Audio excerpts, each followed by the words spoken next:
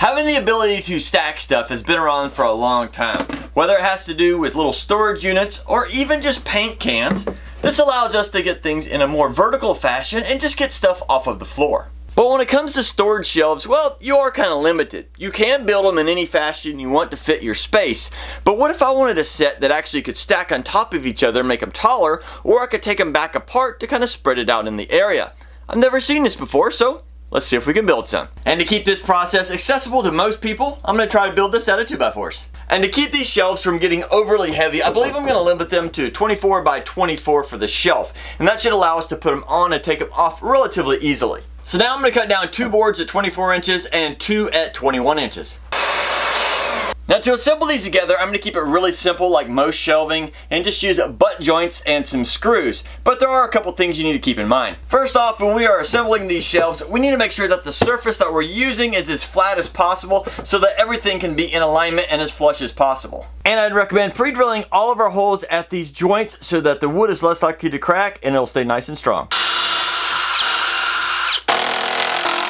With the first one done, I can get an idea of the size of the shelf. So I think I'm going to make a total of 3 of these. And that way, if I space them about 2 feet apart, I should have about a 6-foot tall shelf. Or I can separate them out and have 3 nice tables. Next up is to cut out the legs. And I'm going to cut each of these at about 23.5 inches. That way, once the topper is in place, each of these shelves, when they're sitting by themselves, should be about 2 feet tall. And then once everything is assembled, it'll be really close to 6 feet.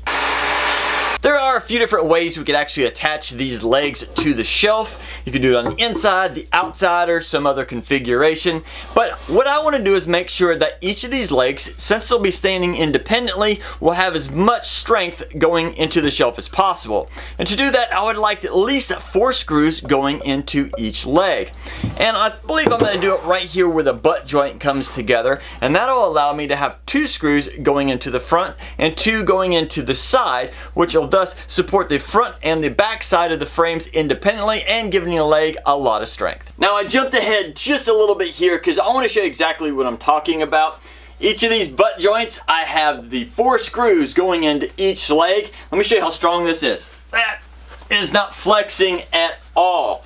So this should be some really strong shelves. But before we screw this together, which means yes, I have to take this back apart, there is a whole other step we need to work on first. When it comes to getting the shelves to actually line up and sit on top of each other, there are a few different ways to do it, but I believe the easiest way for me would be just to drill a hole centered in the board best we can in the tops and the bottoms of each leg. And that'll allow us to stick maybe a rod or a dowel in them and have each one independently slide over, thus keeping them fully in alignment with the leg below and hopefully giving them plenty of strength. To drill these holes real quick in the boards, making sure they're nice and centered, I'm just going to use an inexpensive doweling jig that'll allow me to just quickly put it on top of each board and drill out the holes. If you don't have one of these, that's okay. If you carefully measure out the width and the length of the end of each board, you could find the center pretty close and it might be doable for you, but this will definitely make it a lot easier.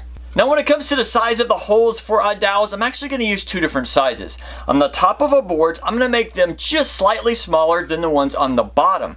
And that way, over time, there is wood movement. And by having it a little bit bigger on the bottom of our boards than in the top, it hopefully will allow us to align that just a little bit easier and slide it into place. In the top of our board, I'm going to make a 3/8 inch hole, and in the bottom, I'm going to make a 5/16. As you can see there, there's not a whole lot of difference between the two, but that should allow for a little bit of movement. It's also a good idea to mark which ones are the top so we don't get them mixed up in the future. Now I'm going to take the smaller dowels and glue them into each of the top holes, and that way they won't accidentally come out. It's also a good idea to wipe off any excess glue. To attach the legs to the shelf, we have turned the shelf on its edge.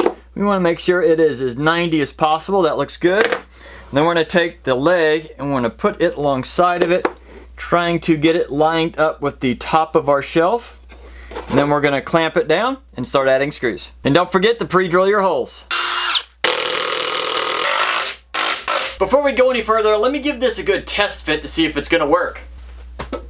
Okay, I've noticed that, oh, there it goes. But I'd say some of these you may have to adjust a little bit, get in the holes, but once they go in, oh yeah, Awesome! Look at this. This is actually really exciting. I had a concept in mind and it actually came to fruition. I can see it, it's working. And now all we need to do is create some tops and we'll have some awesome stackable shelves.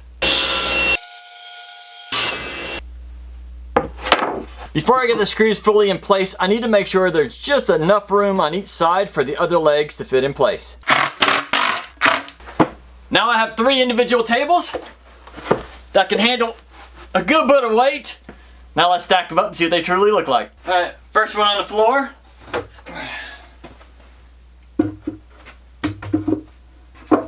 Now you do have to adjust the legs a little bit sometimes to get them to match. Just like that. There we go!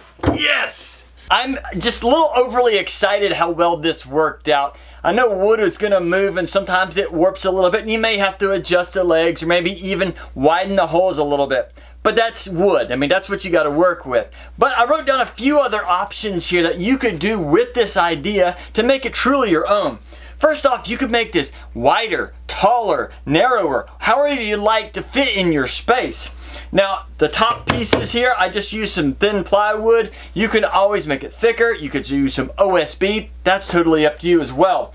The leg height, you can adjust that. You can make this shorter to fit in better locations. You know, it's all totally relative to whatever you need. Now, if you're going to do something that's going to carry a ton of weight, you may reinforce under here another board, another 2x that goes along the center to give it a little bit more strength. Up to you as well. And you can always use pocket screws instead of doing the screws on the butt joint like I did. Now, if by chance you want something similar to this, but you want it to be a little bit lighter weight, you could always use 1x instead of 2x, but of course it's not going to handle as much weight and it might be a little bit more difficult to actually get the dowels centered and for them to stay in there as well. Also, instead of using pocket screws or even just regular screws like I did, you could use dowels in all of the joints, and that way you literally do not have any screws other than maybe holding the plywood or OSB down. Overall, great idea. I'd really love to hear your ideas and your thoughts on this. How could I make this better? How could you use this that I'm not even thinking about? Please put all those in the comments. I'd love to hear about it.